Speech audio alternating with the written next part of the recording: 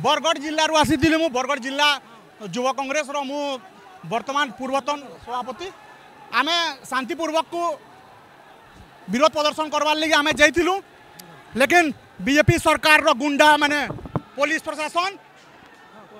आमको आमर उपरे लाठीचार्ज करिक आक्रमण करवार लगी चेष्टा करिछन आमे सेटा के दृढ़ निंदा करूछु। देखुन सबआड़ केमती माड़ पड़ी जे कौन पाई कांग्रेस कांग्रेस देखुन आपन धारणा दौन सका 12 बजे नलान आमर मीटिंग स्थली न चलीचे सभा चलीचे